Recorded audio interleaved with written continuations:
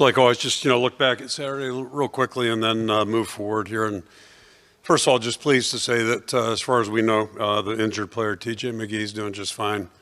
He was able to go back, travel back there on Sunday, and everything turned out fine. So obviously good to get positive news on that front. I thought overall, again, just pretty much what I said Saturday night. I thought our effort was pretty good as a team overall. Passing game was a little bit better. We still have areas to improve on there, and ball placement, drops, those types of things, and a couple protection issues we're going to have to work through. Defensively, thought we played hard. A little disappointing. We got thrown out there on the field in a tough situation and couldn't keep them out of the end zone afterwards. So it was a little bit of a disappointing in terms of the response. And then we're still missing way too many tackles right now, which is just hopefully we'll get better at that as we move forward. But some things there. And then special teams, obviously some mishaps in the field goal, PAT area. Anytime you can survive a punt block in a game, that's rare. So definitely need to get that cleaned up. And then on the positive front, obviously the return game was just outstanding, and we each did had a big night, obviously. And, but blocking was good. Everybody's working for him, and that's certainly a good development for us there. And just want to congratulate Caden on, being the Big Ten Special Teams Player of the Week. And he's career now, he's got, rushing touchdown, receiving touchdown, and then kick return, both kick and punt returns. So puts him in pretty exclusive category, that's for sure. And well-deserved. He's just a high-effort guy, really does a great job and has been doing that. Then also, I was remiss not to mention Mark Gronowski setting the record, 51 wins. So he's that's pretty rarefied air there too. So happy for him as well. Shifting forward now with Rutgers, they have the same four captains again with Ethan Herkett and Cohen Entringer defensively, Logan Jones, and Mark Gronowski offensively. So those guys will be the captains leading us into it. Vander Zee still out, and then Xavier Williams was injured on Saturday night, so he'll be out, probably out at least a couple weeks here. So anyway, he'll be fine, but we're going to lose him, unfortunately. And then positive front, looks like Kamari's got a chance to be back. He worked yesterday and today and looked fine. So hopefully we'll get him ready to roll in the game as well. Always good to start Big Ten play. Certainly it's a different feel. I got a little taste of that a couple of weeks ago in terms of the intensity and all that, but certainly a different feel and big challenge going to Rutgers, short week against a really good opponent. So we're going to have to be, really focused. Don't have much time to waste here. Rutgers are a good football team, predictably, 3-0 right now, and they're extremely well coached, I think, in all three phases. Got, a lot of respect for Greg Schiano. Greg's been there. This is his second tour of duty, and both times he's been there, he's just done a great job with the program and the teams that he coaches. It's been, just extremely consistent. And when you look across at what they do, they're just, they're, I think, very sound in all areas. They play physical football. Just admire the way they do things, and they have an identity in all three areas as well. So that's a good thing, but it's also a challenge. If you look at their offensive side of the football right now, the coordinator there has been at a couple places in the Big Ten. He's an excellent coach, got an experienced quarterback. We've seen him at a different school, and he's playing at a really high level right now, second year at Rutgers, and made some real improvement from last year, doing a really nice job throwing the football. We've got a good offensive line. Pat Flaherty, who was with us 20-plus years ago, has done a really good job with their offensive line. Got a really talented group of receivers, three good tight ends, and then the running backs. It seems like they've always got somebody who's tough and hits it up in there, and certainly the case right now. Defensively, big physical group. They play a front that's very similar to us, and similar to what we saw last week. They're a big physical group up front. And same thing with their DBs. Their DBs are involved in the run game. Their safeties do a good job there. So we're going to have to do a good job trying to account for those guys. And then special teams, you can tell they invest time in it and really work at it, and they're good in all those areas. Had a couple blocked punts last week. Punter's good and the kicker's good. So, we've got good players as well on that front. So, just a good all-around football team. The kid captain is Liam Bartleson, young man from Altoona. And 2 days into his life, they diagnosed him with having experienced a lot of seizures, and as it turns out, it's a very rare form of epilepsy that he's got, and at times would have as many as 200 seizures a day, which is just amazing. They can track that, but long story short, really wasn't expected. People with that rare condition don't last past a year. Typically, he's an 11-year-old now, and just doing a great job. And the people that have been treating him have done a great job of finding new treatments, discovering things, which obviously have helped Liam, but also helped kids all over the world. So he's definitely defied the odds, and we'll be thinking about him and his family members. Certainly on Saturday, we take the field. And then just, again, in closing, just, it's exciting to get into Big Ten play. You got nine weeks ahead right now. And again, big challenge with a short week, playing a good team and walking into a tough environment. It's going to be a blackout out there, and expect the place to be, pretty electric that way. So obviously a big challenge for our football team. It will be a test of our maturity and ability to focus, and hopefully we'll be at our best Friday night, but it's going to be a tough challenge. So I'll throw it out for questions. Chad Leistikow, Des Moines Register. Thinking back to the Maryland game last year, Kamari Moulton had a 68-yard TD run, gave you some explosion in the run game, something you've lacked thus far. You think that can help in his return, and in conjunction, Nathan McNeil, every time we've seen him, looks really good to us. You've seen him more than we have. What's keeping him maybe off the rotation right now? I'll start there. Just youth. I mean, he's a little bit new to the scene, obviously. Got here in January. Excuse me, I've said before, just a young man we're really impressed with. He's just really focused and steady, solid on the field, in the classroom. Everything he's done since he's been on campus is really impressive. And so we're really high on him, but we just want to bring him along at a pace that's best for him, hopefully. I think he's got real potential, but there's some things he's still got to work on too, and he knows that. And so he'll do a good job there. And then, getting Kamari back is always a good thing. Anytime you get any good player back, it's a good thing. We think Kamari is a real good player.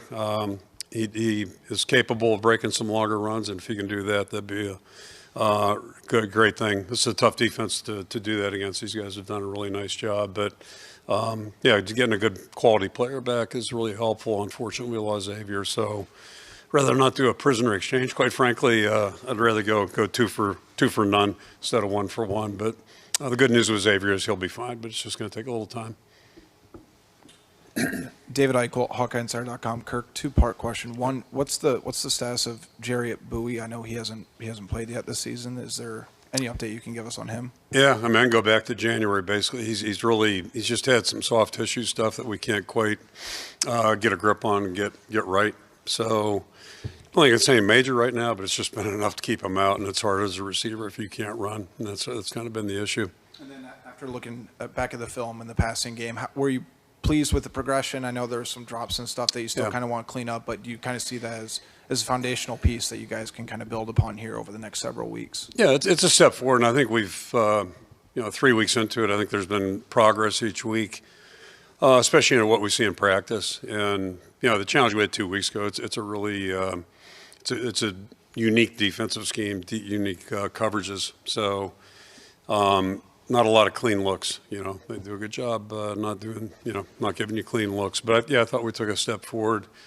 Still things we can get better at. Ball placement at times could be better, and then certainly, if you get your hands on the ball, you sure like to think we can come up with it. And if we're gonna move forward, we're gonna have to do a little better job with both those things. And had a protection bust or two too. That was, we're gonna have to get better at that as well, because negative yardage is it's tough to overcome, and no matter how it comes to you, it's a bad thing. Tyler Tashman with the Des Moines Register. On the block punt, I guess when you look back at it, what did you feel like kind of broke down there? Yeah, it basically was just a technique thing. They did a good job, first of all, with their scheme, which was not a surprise to us. But we just have to execute better. There's really nothing. I don't want to call it a routine play, but it's a basic look that we didn't execute, and that's to that point. Like I've made the point with our guys, sometimes you hear this, the term routine plays, and there is no such thing as a routine play. And I'm driving into work Sunday morning. Sounds like that was the big play in the Notre Dame game, right? It was a dropped think it was a PAT. The holder dropped it before the end. Ends up being a critical play. Never know how it's going to turn out, but it certainly impacted the game. So just, you can't take anything for granted, especially in the kicking game. And that's, the two things we do work on, both in spring and in camp, besides in season. Spend a lot of time on the punt game and spend a lot of time on PAT field goals. We don't do anything in the return game, really, other than individual drills, but we don't do any team stuff in that, but we do in those two areas. And there's a reason for that, because protection, everything starts with protection in the kicking game. Tom Kakert, Hawkeye Report.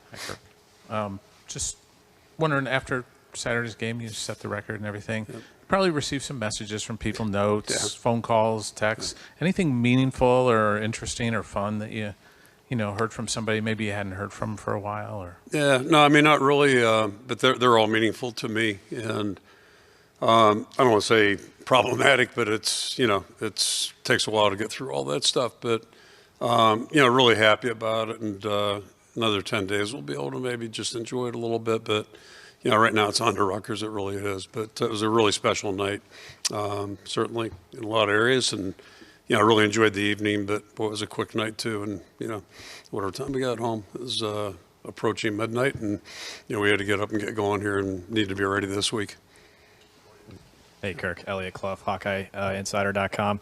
I know drops were mentioned a little bit ago. It seems, whether you guys have a good game offensively or a tough game, that has been continued a bit of a trend. Yep. How do you address it in practice? Do you talk about it with Coach Budmeyer? How do you address it? Well, believe it or not, we coach not to drop it. We emphasize catching over. And I always joke with the guys, that's why they call it wide receivers, not wide droppers. Or, there's a name why you call them wide receivers. So, the objective is to catch a football. It's easier said than done sometimes. And sometimes it might be ball placement. Sometimes it, a little bit behind, a little high, a little low. But, you got to flip it around too. The quarterbacks have a tough job, and it's not always clean back there. So, everybody just do a little bit better. And a lot of times just concentration. And then I think sometimes guys try too hard and start fighting it. And, I don't think about throwing a football, but I know this: if you throw a baseball and try to steer it or aim it or try to overthrow it, and the ball tends to sail on you. So it just, that's why practice is so important, just concentrating and really developing good habits in practice. And, hopefully through game experience, it just keeps getting better as we go along. And that's really every phase of our team right now. Hopefully we're going to get a little bit better every week here as we move forward. Ethan Peter, Quad City Times. Coach, 2 weeks ago you mentioned your two high school coaches having a big impact on you in your football career. Could you expand on the impact that they had and kind of who those two men are? Well, Joe Moore is the most obvious, and prior to him was Bill Merritt, who was my first high school coach. And, he made a compliment to me in 10th grade. When I was in 10th grade, I got called up to the varsity. Somebody got hurt, and he said something nice to me, during practice, which he never said the nice things to anybody. So anyway, it was just, it really made me feel good. And so, that's kind of why I decided I wanted to get into coaching and teaching maybe. And then he was fired in a very controversial way, at least I would say so. And, not to belabor the point, but anyway, it was kind of a political deal.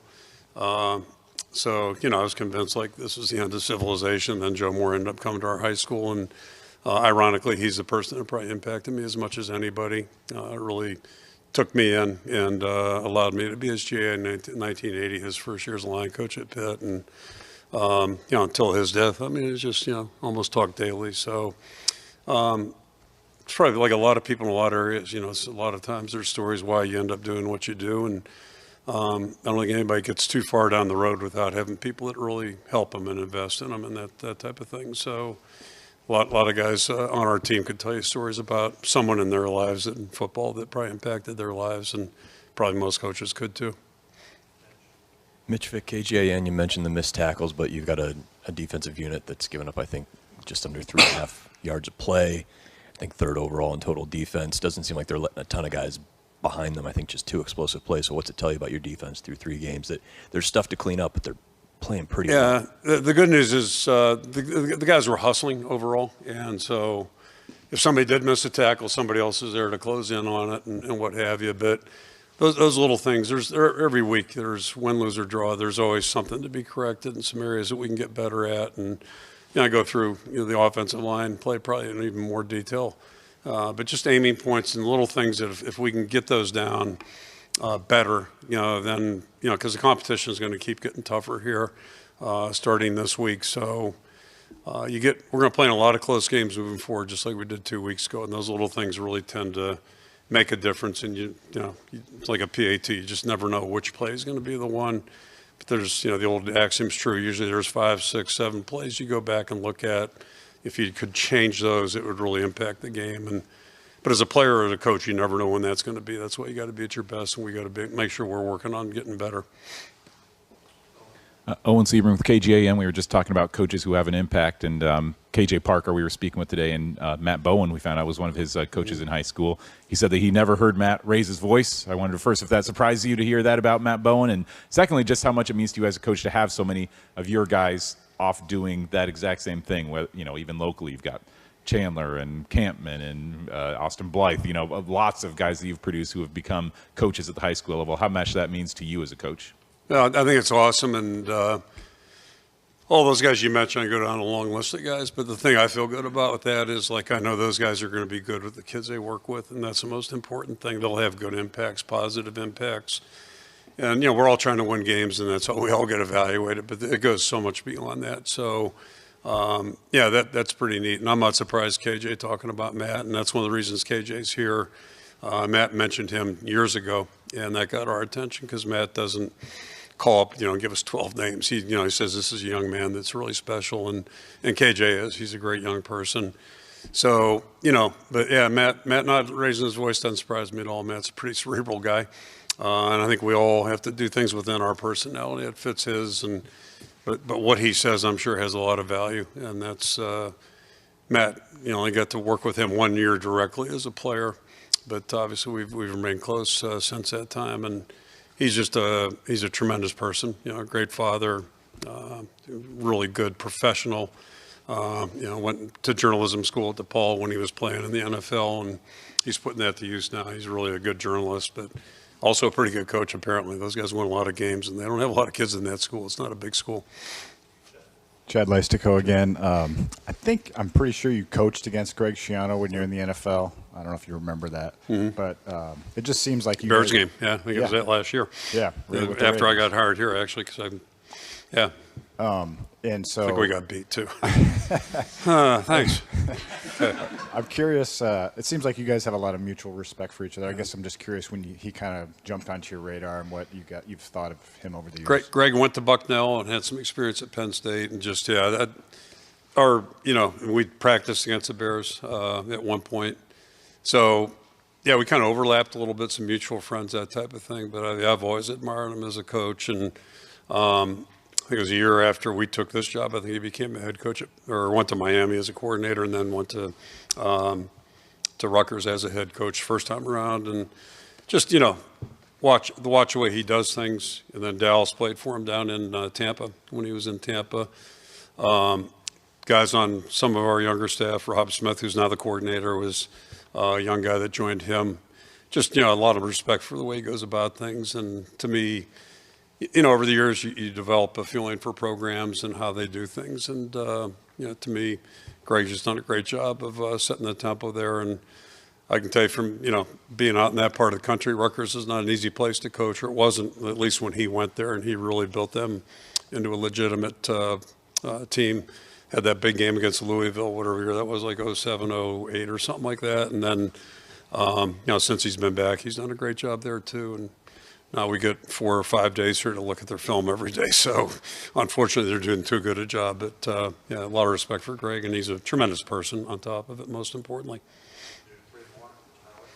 Tyler Tashman with the Des Moines Register. Is there any chance Reese Vanderzee comes back before the bye week against Indiana, or is it more than likely after? We're not counting on it, but we'll see. We'll see what it looks like next week, but not counting on it based on what I know.